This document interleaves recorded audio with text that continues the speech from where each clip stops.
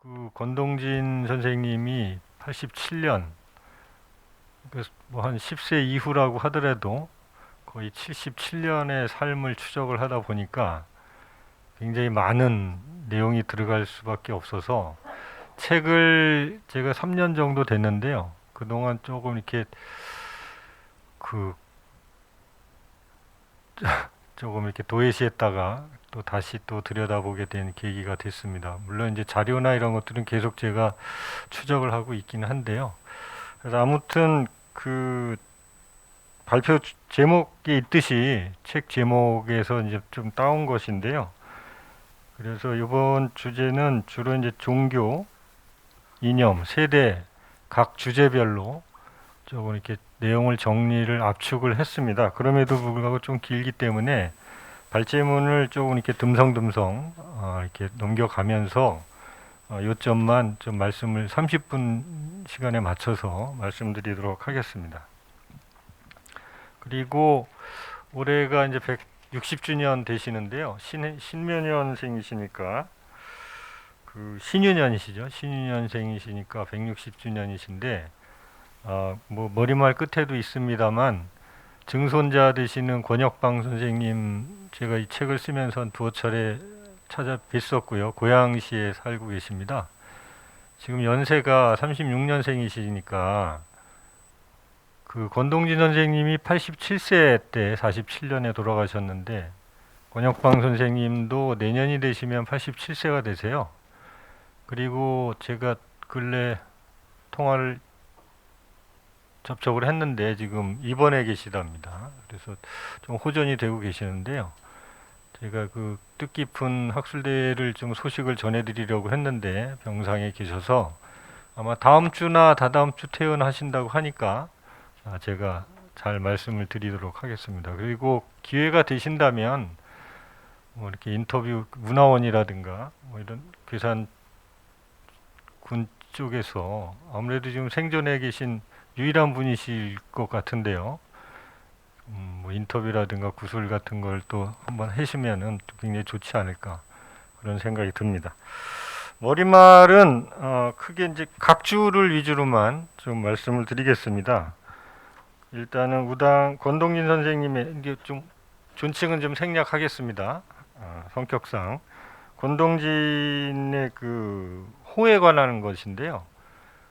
그 본인 당신께서 이렇게 그래서 밝힌 거는 세 개라고 했죠. 우당, 실암, 실옹 이렇게 했는데 애당이라는 호가 나오는 거는 제가 여태까지 아무리 뒤져봐도 공운록밖에는 없거든요. 그러니까 공운록이 뭐 한참 전에 만들어진 것이고 잘못된 것들이 너무 많고 실제로 지금 종이 책자로 나온 공운록 예를 보면은 86년에 처음 나왔죠. 경기도 포천 출생이라고 돼 있기도 하고 물론 지금은 수정이 됐습니다만 그래서 거기에 호가 애당 우당이라고 나옵니다. 근데 그거는 전혀 근거를 제가 찾을 수가 없고요. 심지어는 재작년에 3.1운동 100주년 할 때도 간혹 뭐 애당이라고 하는 것들을 이렇게 내세우는 것도 있긴 한데 애당이라고 하는 거는 근거가 좀 힘들고요. 실암이라고 하는 거는 이제 손병희로부터 도호를 받은 1922년이죠. 도호를 받은 이후에 이제 쓰기 시작했고 거기에 이제 노인홍자를 써서 실옹이라고도 했다. 그러니까 우당, 실암, 실옹 이것이고 애자와 우자가 우자를 어떻게 뭐 다른 데서 잘못 써서 애자로 이렇게 보이게 했거나 그런 데서 나온 실수가 아닐까 현재로서는 제가 추정을 하고 있습니다. 첫 줄에 있듯이 이제 각주 1번이고요. 87년의 생에는 손병희 선생과의 만남 전과 후인데 이거는 뭐 천도교 제가 뭐 그 개인적으로 각주 2번에 있는 거는 좀 차용을 해서 설명을 드렸는데 아마도 권동진 선생에게는 선천과 후천이 천도교 특히 이제 손병희 천도교의 영향이 굉장히 컸을 것으로 보고 그 생애가 40이죠. 40 초반이시니까 거의 전 생애의 반 이상을 천도교인으로서 이제 사셨던 삶이 후천개벽의 삶으로 사셨다 이렇게 이제 개인적으로 이제 볼 수 있지 않을까. 물론 저는 천도교 전공자이긴 하지 연구자이긴 하지만 교인은 아닙니다. 그리고 이제 각 신유년 동갑으로서는 손병희, 박영효, 유근, 또 권동진 이렇게 네 분이고 권동진 선생이 제일 이제 생일은 늦은 분들이죠. 물론 매해마다 굉장히 걸출한 인물들이 많이 있죠. 그러나 이제 개벽에서 이제 특집으로 신유년에 걸출한 인물 출생자들을 이렇게 손병희 선생과는 동갑이지만 평생 스승으로 이제 모셨던 그런 연유가 있습니다. 쭉 넘어가서요. 18페이지 각주 5번과 관련해서 제가 제목에 민족 독립, 민족 운동도 아니고 독립 운동도 아니고 민족 독립 운동이라고 한 의미는 권동진 선생의 삶을 꼭 독립 운동이라고만 이렇게 할 수 없는 좀 더 폭넓은 의미로 이제 해서 각주에 보시면은 예전에 윤병석 선생님도 그런 의미로 민족 운동을 포괄한 민족 독립운동, 민족 독립운동이라고 하는, 그리고 어떤 뭐 이념이나 노선이나 이런 것을 뛰어넘는 그런 포괄적인 또 부문운동까지 그런 의미에서 민족 독립운동으로 이제 제가 제목을 좀 붙여봤습니다.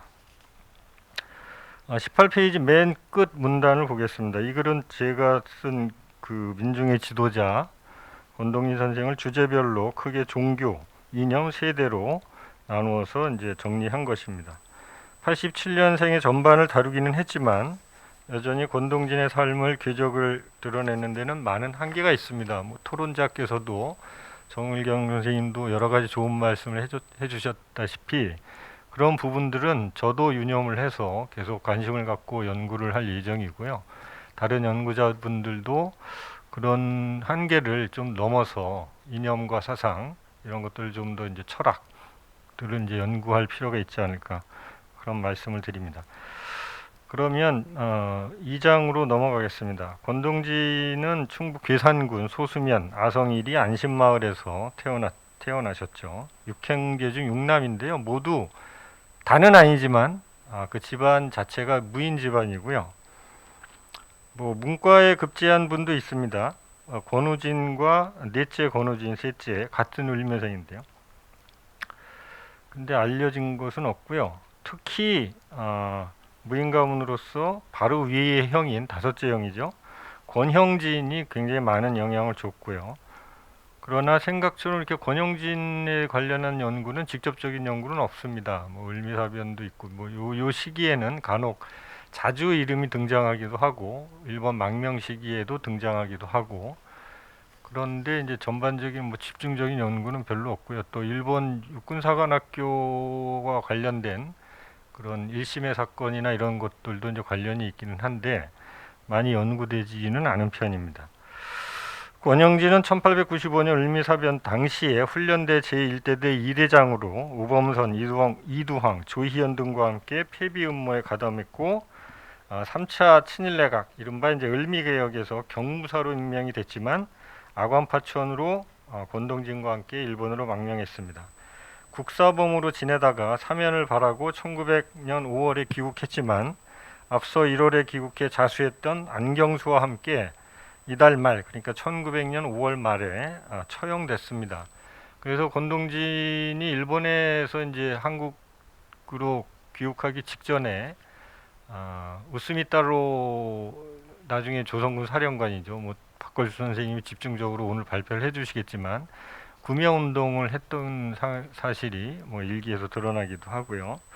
그러나 어쨌든 구호를 못했고 처형을 당했습니다. 율미사변으로 일본에 망명한 사람들이 굉장히 많죠.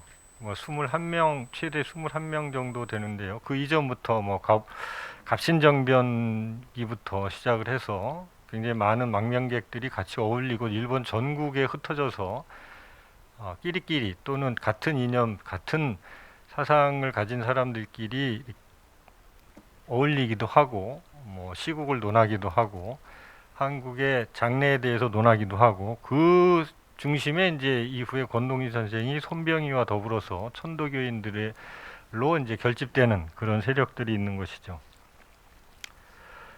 그래서 고종은 결국은 권동진 등 8명에게 사실은 죄가 없다 라는 것을 이제 사면을 시키고 또 권형진도 처형된 이후에 약 2년 지나서 2, 3년이 지나서 이제 사면이 됩니다. 권동진은 부친 사망 후인 10세 이후 어느 때인가 가족 모두가 서울로 올라왔다고 합니다. 이 사실은 각주 11번에 보시면은 본인의 권동진이 남긴 글에서도 스스로 밝힌 게 다릅니다. 다르기는 해서 약 뭐 몇 년까지 차이가 나는데 어쨌든 증손자께서 인터뷰하신 거는 뭐 한 10세 전후로 자기는 이야기를 들었다 이렇게 말씀을 하십니다. 그래서 서울 올라오셔서 이제 속칭 별기군에 이제 입학을 하셨고요. 이른바 이제 사관학교죠. 육군 뭐 딱 육군 사관학교는 아니지만 장교 양성기관이고 일본식 교육을 받은 별기군은 이른바 이제 신식군대라고 하죠. 예. 그 10명 중 108명이 들어갔는데 10명이 또 최종 졸업을 했고 그 중에 수석으로 졸업을 했다. 그리고 남행부장에 서임됐지만 이제 사관학교에 별기군의 부교사로 남아서 사무를 보던 중에 1882년 이모군란이 일어났고요. 이모군란은 뭐 잘 알려져 있다시피 신식군대와 구식군대의 충돌이라고 알려져 있지만 좀 더 들어가 보면 정치적인 지형에 대한 권력에 대한 뭐 도전이랄까요? 뭐 그 나중에는 뭐 서울 시민들까지 이른바 이제 서울에 있는 소시민들까지 가세를 해서 군사적인 행동까지 갔는데요. 어쨌든 당시에 뭐 권동진 선생은 20살, 21살, 22살 그 나이였고요. 그래서 원인과 경과를 지켜보면서 휩쓸리지 않고 이리저리 다녔다. 이런 것으로 이제 수레를 하고 있습니다. 이모군란이 진압이 되고 다시 이제 민왕우 쪽의 척족 세력이 이제 장악을 했고요. 청국식 주도로 이제 군사가 개편이 됩니다. 다음 페이지로 넘어가겠습니다. 그래서 어쨌든 무관이었기 때문에 청국식이든 일본식이든 정부 정책에 따라서 뭐 군사 훈련을 받는 것은 당연을 하게 된 것이죠. 그래서 이모군란이 지난 다음에는 청국식 훈련을 받는 친구 우영 소속에 있다가 그러다가 이제 1884년 10월에 갑신정변을 맞게 됩니다. 갑신정변 이른바 3.1 천하의 두 번째 날 신정부 체제가 갖춰지면서 일본식 훈련을 담당하는 전후영 소속으로 이제 바뀌게 되고 그 전후영 소속으로 있다가 이제 고종을 호위하는 임무를 하다가 3.1 천하로 끝나게 되면서 다시 친청 세력과 청나라 세력과 민왕우의 척족들이 세력을 정확하면서 개화 정책은 다시 후퇴하게 되는 것이죠. 그래서 무관이었던 권동진은 갑신정변 이후에 갑자기 문관이 담당하는 현감, 군수로 가게 되는 것이죠. 이게 왜 그랬는지는 저도 뭐 정확하게 알 수는 없지만 뭐 어떻게 추측하자면 뭐 고종의 배려일 수도 있고요. 뭐 이렇게 고생을 했다는 뭐 지방으로 보내면서 그런 것도 없었던 것은 아니기 때문에 실제로 그러나 과연 어떤 의미에서 그런 건지는 잘 알 수가 없겠습니다. 그래서 웅천현감을 거쳐서 함안군수로 갔다가 뭐 당시에는 그 각주 15번에도 역시 이제 그 증손자인 권혁방 선생의 증언이긴 하지만 함안댁으로 불렸다 뭐 이런 이야기도 하시더라고요. 함안군수로 계시던 중에 다시 모종의 사건으로 의금부로 체포돼서 영변에 유배가 됩니다. 유배된 지 1년 후엔 1890년 2월에 모친상을 당해서 잠시 왔다가 고종의 명으로 1880년 8월에 고종의 명으로 풀려나게 됩니다.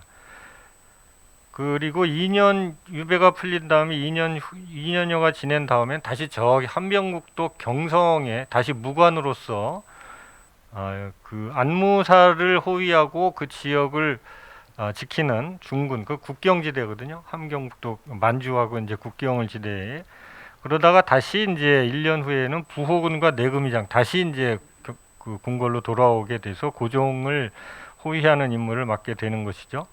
그러다가 또 1894년 12월에는 거문도 첨사, 첨절제사라고 하죠. 가게 되는데요. 그 여수 이쪽 지역은 거문도 이쪽은 영국의 뭐 거문도 점령 사건도 있었고 굉장히 요새거든요. 또 그 참설아 있으면서 동학 농민군 토벌에 또 관여를 하게 되고 이것이 나중에 1920년대 천도교 분규를 겪으면서 하나의 뭐 트라우마로 과거에 좋지 않은 행적으로 이제 지적이 되기도 합니다. 1차 갑오개혁 시기에 6개월하고 2차 갑오개혁 시기에 3개월, 정확하게는 1893년 12월부터 95년 1월까지 중앙 정계에서 멀리 떨어져 거문도를 방비하는 임무를 맡게 됩니다. 시간이 없으니까요. 다음 페이지로 넘어가겠는데요. 그 과정에서 이제 돌아와서 이제 청일전쟁 후에 민항우를 중심으로 하는 조선 정부가 겉으로는 일반과 친하지만 실제로는 친러시아 정책을 추진했기 때문에 개혁 사업을 위해 민항우를 폐비시키자는 음모가 일어나게 됐습니다. 이른바 이제 을미사변, 일본 측 작전명 여우사냥이라고 하는, 그거는 뭐 기존의 연구하고는 조금 다른 권동진 선생의 증언에 따라서 보자면, 그런 왕후를 시해하자는 일본 측과 달리 내부에서는 두 가지 세력이 있었다.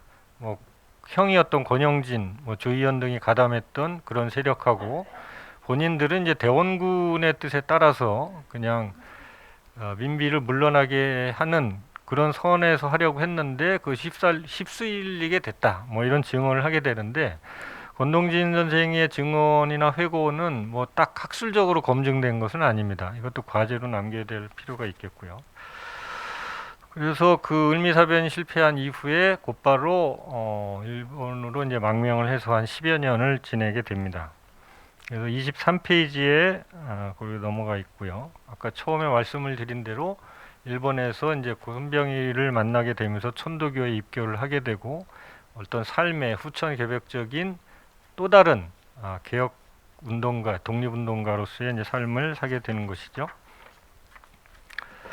24페이지의 세 번째 문단입니다. 1896년 2월에 일본으로 건너간 권동진은 육군 관련 연구와 사무에 관련했던 것으로 이제 추정이 됩니다. 오사카에 있다가 도쿄, 교토 등을 오가면서 망명객이었던 조희연 등하고 굉장히 가깝게 지냈는데, 어쨌든 조희연이나 우범선이나 이런 을미사변의 망명객들은 대체적으로 개혁적이긴 하지만 보수적이기도 하고요. 또 동학에 대해서는 조선에 있을 때부터 척결에 앞장섰던 사람이기 때문에 일본에서 천도 동학의 수령이라는 손병희를 만나게 되면서 어떤 그 사상적인 변혁에 대한 동지의식을 느끼는 것이죠. 물론 이후의 삶은 서로 달라지지만 권동진, 오색창 이런 분들은 그런 변혁의 삶을 다시 살게 되는, 손병희와 더불어서 그런 그 인생의 기로를 맞게 되는 것입니다. 25페이지로 넘어가겠습니다. 두 번째 문단인데요. 권동진은 한말 당년의 걸물로 김옥균, 김홍집, 손병희를 꼽았습니다. 이들은 19세기 말에 친일본적인, 친일파나 친일이라는 것이 아니고요. 당시에는 친일본적인 정책인 것이죠. 개혁을 지형했습니다. 갑신정변 당시의 김옥균, 감호을미개혁 당시에 김홍집은 모두 청년시대, 그러니까 권동진 청년시대의 우상이었고, 이후 청년시대를 지나서 권동진이 정치경교적 변혁을 염두에 둔 후천 개벽의 시대를 꿈꾸게 된 가장 결정적인 계기는 손병희와의 만남이었다. 그래서 손병희가 사망할 때까지 20여 년, 아까 말씀드렸던 대로 10년 동갑이거든요. 스승으로 깍듯이 섬겼죠. 동지이자 스승이로. 또 말씀드리겠지만 이종린 같은 경우는 20년 가까이 어린데, 이종린 선생이 천도교 신파의 친일 인물이긴 하지만 권동진 선생을 스승이자 동지로 삼은 거는 자연스럽죠. 나이 차이가 있으니까. 근데 권동진 선생과 손병희는 이렇게 쉬운 것만은 아니죠. 동갑인 사람을 이제 스승으로 삼는다는 거는. 어쨌든 손병희는 망명지 일본에서 이제 개혁을 꿈꾸게 되는데요. 거기에 동참을 하게 됩니다. 다음 페이지로 넘겨가겠습니다.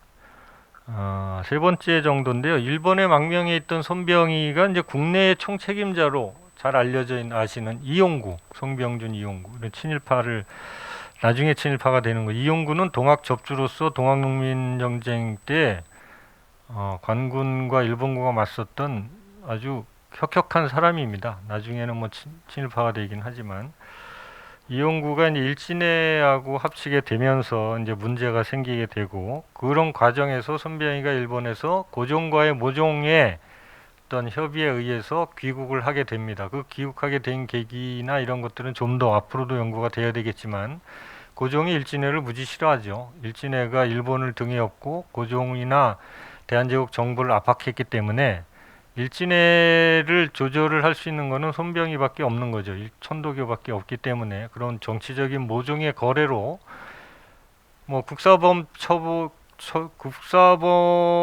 아니지만 손병희가 어쨌든 뭐 동학에 쫓기던 사람이고 국사범 신분이었던 손병희가 떠들썩하게 부산을 거쳐서 서울로 남대문역에서 2, 3천 명이 운집했다고 하니까요. 들어오게 될 수 있었던 것은 사면되기도 전에 사면도 없습니다. 뭐 그냥 자연스럽게 와서 그냥 생활하게 되는데 그런 의미가 있는 것으로 이제 저는 개인적으로 연구 분석을 해보면 그런 것으로 이제 파악할 수 있고요. 27페이지는 그런 뭐 그림이 있습니다. 도쿄에서 오사카, 고베, 히로시마, 시모노세키, 부산을 거쳐서 대전, 대구, 서울로 그래서 날짜까지 이제 정확하게 제가 특정을 해봤는데요. 뭐 천도교 특 자료로도 굉장히 설왕설래하고 정해진 것이 없습니다만 그래서 귀국 직후에 권동진은 이제 천도교인으로서 이제 손병희를 보필하면서 천도교를 교세 신장 또 대한협회에 가입을 해서 그 이른바 이제 실력 양성 운동을 전개를 하게 됩니다. 그것이 이제 28페이지에 쭉 있고요. 맨 마지막에 보면 선동진은 적어도 10년 8월 전까지는 일본의 힘을 인정할 수밖에 없었다. 이거는 뭐 3.1운동 당시의 신문 조서에 물론 신문 조서라고 하는 게 다 100% 믿을 수는 없는 것이지만 어쨌든 전후의 그런 사상적인 것을 확인해 보면 10년 이전까지 힘이 없었던 것을 인정할 수밖에 없는 것이고 보호국 체제까지는 인정을 했던 것이지만 식민지 자체는 인정을 하지 않았던 것인데 어쨌든 19년에 그런 것들이 이제 3.1운동으로 폭발하게 되는 것이죠. 30페이지로 넘어가겠습니다. 이 시간이 굉장히 빨리 가네요. 예, 이념과 노선을 초월한 통일전선 운동인데요. 3.1운동은 뭐 다음 발표자 박걸수 선생님께서 해주실 테니까 3.1운동 이후에 이제 천도교가 조선총독부와 일본 정부의 분열과 포섭의 대상이 되죠. 그 첫 번째가 최린이었고 손병희였고 그리고 최남선 뭐 이런 사람들의 포섭이 대상이 됐고 그것이 장기적으로 20년대 30년대를 거치면서 실제로 최린 같은 경우는 한국 천도교 지도자로서의 변절자가 아니라 한국 식민지 시기의 대표적인 친일파 중에 한 명이죠. 가게 됐던 것은 하루아침에 그렇게 된 것은 아니고요. 3.1운동 이후에 또는 최린이 갖고 있는 태생적인 그런 변혁에 대한 적응 이런 것들 또 종교 지도자로서의 역할 이런 것들이 복합적으로 있었기 때문에 그런 뭐 권동진 선생하고는 정반대의 사상과 이념을 갖고 있었던 행보를 보이게 되는 것이죠. 천도교도 21년, 22년, 25년 뭐 이렇게 거치면서 1차, 2차, 3차 분규가 계속 이어지고요. 그런 과정에서 천도교 신파와 구파의 정치적인 또 식민지 해방을 어떻게 볼 것이냐, 민족운동, 독립운동을 어떻게 볼 것이냐 이런 이념적인 노선에 따라서 이제 맞물리게 됩니다. 이 과정이 굉장히 복잡하죠. 특히나 이 권동진 선생을 중심으로 바라봤을 때는 굉장히 그 20년대, 30년대, 40년대가 숨가쁜 시절이기 때문에 뭐 일단 정을견 선생님도 이야기를 해주셨지만 그런 어떤 정치적인 이념, 사상 또 교류했던 사람들과의 이런 그 관계를 좀 더 이렇게 세밀하게 분석할 필요가 있지 않을까 그런 생각이 듭니다. 그런 내용들이 4장에 쭉 되어 있는데요. 특히 60만세 운동 또 27년에 만들어진 신간회는 회장 대행을 약 1년까지 하는데 그 부분에 대해서는 여태 학계에서도 잘 다루지 않고 있습니다. 신간회를 중점적으로 하면서도 신간회 회장으로서 이상재 선생이 곧바로 초기에 회장을 선출이 되면서 병으로 돌아가셨기 때문에 1년간 대행 체제를 하는데 그 대행 체제를 하는 1년간의 신간회는 굉장히 그 여러 가지 난관을 거치면서 또 이념적으로 내부에서 사상적으로 갈등을 겪게 되는데, 그 시기에 회장을 맡았던 권동진 시기의 신간회는 제대로 다뤄지지 않고 있습니다. 그런 부분도 좀 연구할 필요가 있겠고요. 신간회가 31년, 32년 완전 해소되는 시기 동안에 또 광주 학생 운동이 일어나고요. 29년에 광주 학생 운동에 대한 진상 조사를 위해서 노력하는 과정에서 또 민중대회 사건을 겪으면서 또 옥고를 치르시기도 하고요. 그 과정에서 조선공산당 또 좌익계라든가 중도 세력이나 민족주의 좌파 우파를 가리지 않고 민족통일전선운동을 벌이려고 하다가 계속 고초를 겪게 되는 그 과정이 있고, 또 그 안에서 천도교의 이제 신파 구파 분열 합동이 계속 번복이 되는 그런 과정이 사장에 이제 나와 있습니다. 그러면서 34페이지의 인용문을 보시면 그 두 번째 문단입니다. 그러면서 계속 단결을 주장을 하죠. 신간의 해소론이 나오게 되고 또 민족운동계도 분열을 하게 되고 신간에도 분열을 하게 되는 과정에서 단결만이 살 길이다. 이 내용은 해방 이후에 신한민족당 총재로서 민주주의 전선, 좌익, 우익, 중도를 아우르는 민주주의 전선을 주장하는 어떤 일관된 어떤 그 사상적인 신념이 이어지는 그 과정이라고 볼 수가 있겠습니다. 그래서 4장은 좀 쭉 넘어가기로 하고요. 그 37페이지 5장입니다. 그래서 뭐 60만세 운동, 신간의 대중 민중대회 사건을 겪으면서 이미 나이도 70, 80을 바라보는 나이시고, 특히 민중대회 사건 당시 나오실 때는 굉장히 건강이 악화된 시기였고, 30년대 초중반을 지나가면서 천도교 이외에 천도교 구파, 뭐 신파와 대립하는 시기에 대외적인 사상, 이념, 정치적인 활동은 거의 확인되지 않고 있습니다. 아마도 천도교의 합동, 천도교 유지를 위해서 굉장히 앞장서셨던 것 같은데요. 그 중에서도 이제 그나마 교육을 통한 실력 양성 운동에는 적극적으로 사회 운동에 이제 참여를 하고 계십니다. 38페이지의 마지막 문단을 보겠습니다. 권동진은 과거의 전통적 틀에만 갇혀 있지 않았습니다. 당시 함께 활동했던 명망가들은 고령에도 강직하면서 폭넓은 사고로 미래지향적인 그의 면모를 칭송했습니다. 이거는 뭐 제가 만든 건 아니고요. 그 당시에 나와 있던 자료들에서 이제 핵심 단어들만 발췌한 겁니다. 36년 1월 삼천린사가 새해를 맞이해서 명사의 첫인상을 주제로 간담회를 열었는데요. 이 자리에 이제 세 사람이 권동진에 대해서 이제 대담한 내용이 나오는데요. 이서구 뭐 이렇게 매일신보 주필을 지낸 앞만 봐도 만년 도사다. 뭐 유광열 선생은 또 자기가 본 권동진 선생에 대해서 애옥의 고개, 지금 뭐 아현동 고개를 넘어오는 권동진 선생을 봤다.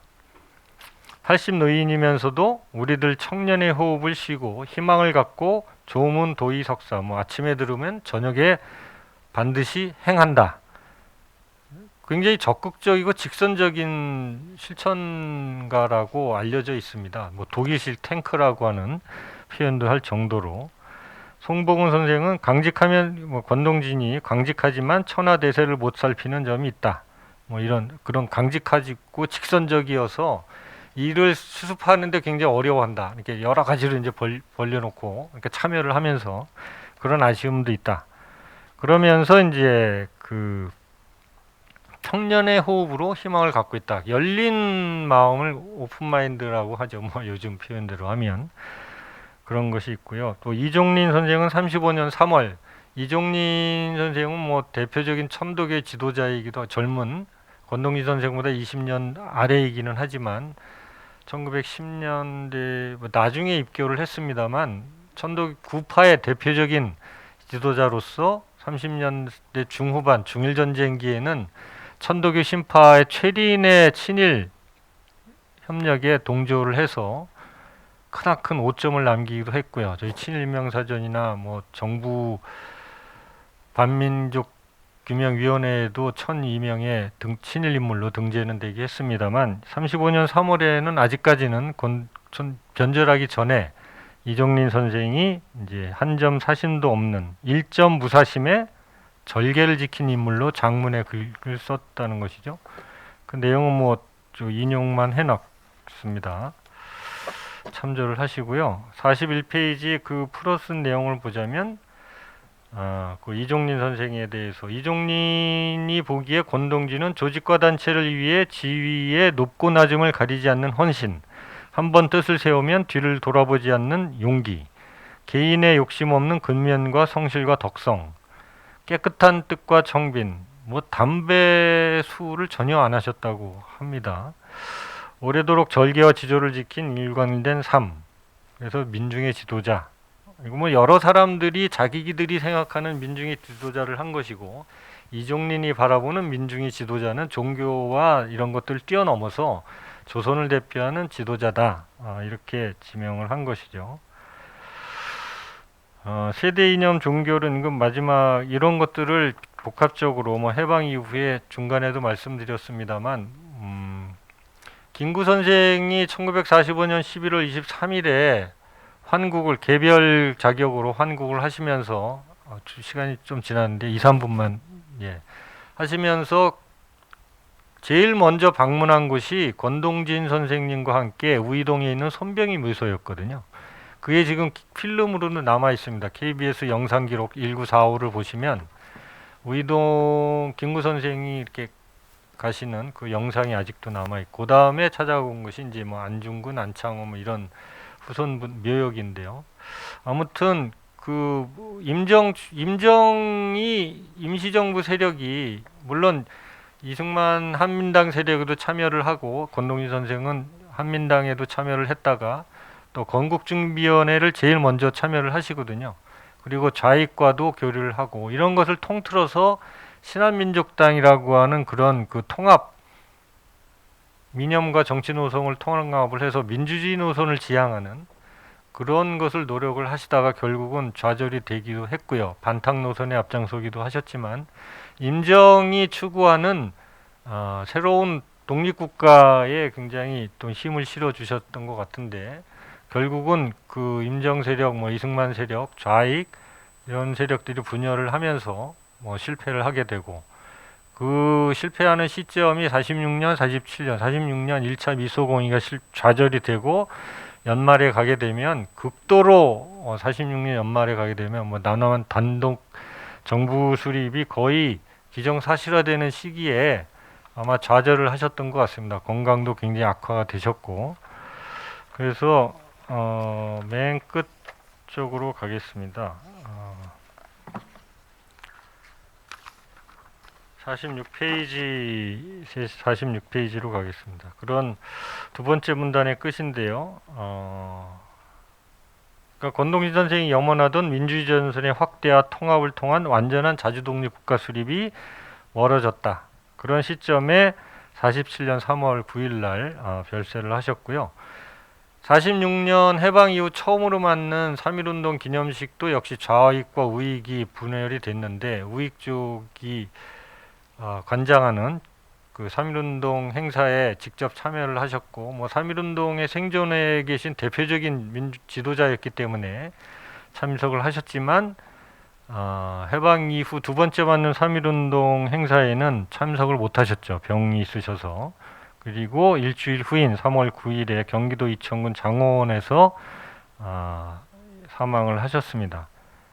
당시 사망 소식은 임정이나 우익 쪽뿐만 아니라 중도, 심지어 좌익 쪽까지 굉장히 대대적으로 보도를 했고요. 장례식 발인 때에는 더 어마어마한 참석자들이 모여서 애도를 했다고 하는 그런 것으로 봤을 때는 뭐 생존에 계신 살아있는 증인이시기도 했죠. 그러니까 제가 서두에서도 썼지만 대한제국기부터 시작을 해서 뭐 을사조약, 러일전쟁, 을사조약, 보호조약, 정미조약, 강제병합, 3.1운동, 신간엠 이런 것들을 거치면서 2세기의 한국의 온갖 풍파를 다 국내에서, 뭐 일본에서 망명해 계시긴 했지만 그런 분들이 그렇게 많지가 않습니다. 실제로는 뭐 만주에서 독립운동을 하셨던 분들은 그만큼 더 많은 고초를 겪으셨을 테지만 오히려 30년대가 지나면은 중반 후반이 되게 되면 국내에서의 이런 민족운동, 독립운동을 또 회절하거나 번절하지 않고 버틸 수 있었는 것은 굉장히 어려운 일이거든요. 그러니까 물론 뭐 한치의 오점이 없는 건 아니죠. 뭐 10년대에 아까 저도 각주에서 쓰기도 했지만 천도교가 생존하기 위한 여러 가지 방식이 있듯이 3.1운동 이전에 10년대에는 뭐 청독부와 관계라든가 일본 정부와 관계, 우스미타로와의 관계, 또 뭐 41년에 임전보국단 발기인으로 들어가기는 하셨지만 뭐 발기인이라는 건 그렇게 중요한 건 아닙니다만 어쨌든 그런 걸 갖고도 뭐 5점을 시비를 거는 분들도 계시기 때문에 그런 거는 큰 문제는 아니라고 보고요. 아무튼 앞으로 이런 권동진 선생과 관련한 좀 주제별 또 세부절 또 이념적 사상적인 연구가 좀 더 지속적으로 돼야 될 필요가 있지 않을까 그렇게 생각이 듭니다. 예, 시간이 좀 5분이 지났는데 예, 감사합니다. 예, 이상 마치겠습니다.